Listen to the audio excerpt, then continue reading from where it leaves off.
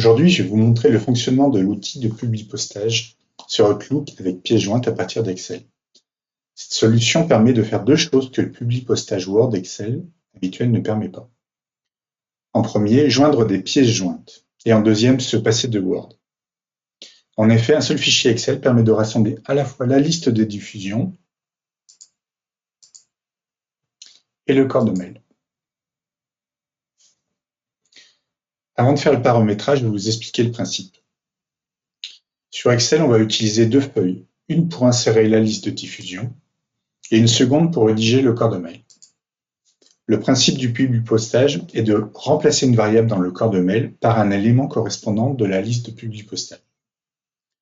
Sur l'exemple que je vais illustrer, on cherche à envoyer un mail à un client qui contient une récap de sa commande et en pièce jointe le bon de commande et les conditions générales de vente. Je dispose donc pour chaque client d'un fichier PDF propre à chaque client et d'une pièce jointe commune à l'ensemble des clients, les conditions générales de vente. Le principe de remplacement est le suivant. Dans le corps de mail, on place le libellé des en-têtes de colonne et de la liste de diffusion à l'emplacement où vous souhaitez que les informations apparaissent. Par exemple, dans le corps de mail, je veux commencer par bonjour, puis le prénom, puis le nom. Je vais donc mettre bonjour, et ensuite, pour le prénom, je copie l'en-tête de colonne qui correspond au prénom, et idem pour le nom.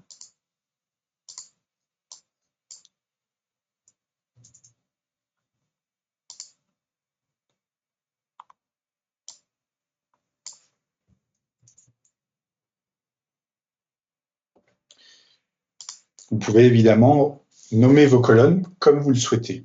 Il faut juste qu'il y ait une correspondance entre les en-têtes de colonne de la liste de diffusion et le libellé que vous mettez dans le corps de mail. Vous pouvez ainsi utiliser autant de colonnes que vous le souhaitez dans la liste de diffusion. Dans le corps de mail, vous rajoutez le texte que vous souhaitez. Vous pouvez utiliser des tableaux, des formes, des liens hypertextes. Une fois que vous avez fini de rédiger votre mail, vous regardez quelle est la dernière colonne recouverte par du texte. Dans notre exemple, c'est la colonne D. On peut constater aussi qu'on renvoie le numéro de commande et le montant de la commande. Donc, une fois que vous avez paramétré le corps de mail, on va pouvoir passer à l'étape suivante qui est le paramétrage. Ça se passe sur l'onglet Accueil. Dans un premier temps, on va choisir quelle signature Outlook on doit apposer. Vous cliquez sur le bouton. Vous avez l'ensemble des signatures Outlook disponibles sur votre session. Vous choisissez celle que vous souhaitez. Si vous n'avez pas défini de signature automatique dans Outlook, il faudra la mettre dans le corps de mail, à l'onglet Mail.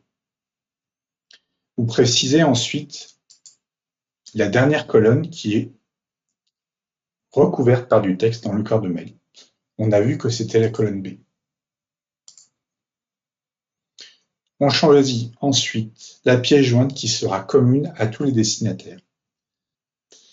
Dans notre cas, je sélectionne en cliquant sur le premier trombone les conditions générales de vente. Vous pouvez sélectionner jusqu'à 5 fichiers, que ce soit des images, des PDF, des fichiers Excel, des documents Word, n'importe quel type de fichier que vous avez l'habitude d'envoyer par mail. On sélectionne ensuite la colonne de la liste de diffusion qui contient les adresses mail. Dans notre cas, c'est celle-ci. On sélectionne ensuite la colonne qui contient les pièces jointes individuelles. Dans notre cas, c'est celle-ci.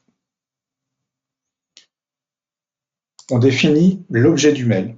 L'objet du mail fonctionne comme le corps du mail. Vous pouvez le personnaliser. Par exemple, je vais écrire votre commande. Et je souhaite aussi renvoyer le numéro de la commande qui est dans la liste de diffusion. Donc je viens chercher le numéro de commande que je vais apposer dans le corps de mail.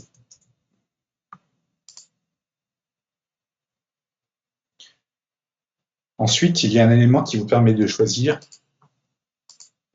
si on veut que le mailing soit envoyé sans que les mails s'ouvrent dans Outlook. Si vous avez une quantité importante de destinataires, vous allez effectivement sélectionner cette option. Assurez-vous néanmoins de faire un test avant d'envoyer le mailing. On verra ça plus tard. Sinon, vous pouvez choisir que le mail s'ouvre pour que vous le validiez avant envoi. On va choisir cette option-là. Pour faire un test, justement, vous allez renseigner l'adresse mail qui recevra le mail. Donc, je vais saisir mon adresse mail.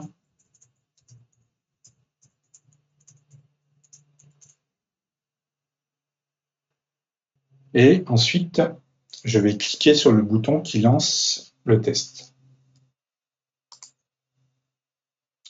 À cette étape-là, il y a une validation qui est faite. Vous avez l'ensemble des éléments qui sont repris par rapport à votre campagne de mailing.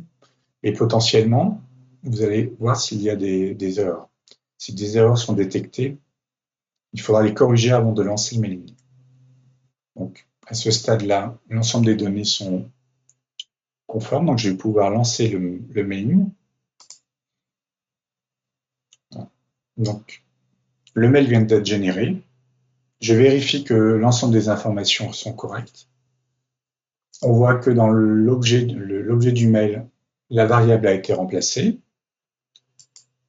Ensuite, après bonjour, j'ai le prénom et le nom. On voit qu'il manque un espace entre les deux éléments, donc c'est une correction qu'il faudra que j'apporte à ma liste de diffusion. Et on retrouve l'ensemble des éléments qui ont été changés, donc le numéro de commande ainsi que le montant. Et on constate aussi que la signature Outlook a été apposée. Donc, je vais modifier mon corps de mail et je vais mettre un espace entre mes deux variables. Voilà. Donc, maintenant que l'ensemble des éléments sont paramétrés, je vais pouvoir lancer le mail en cliquant sur le bouton « Lancer le mailing ». Donc, il faut savoir que le système de publi-postage peut aussi être utilisé sans pièce jointe. N'hésitez pas à télécharger le fichier pour pouvoir réaliser des publi-postages efficaces et personnalisés.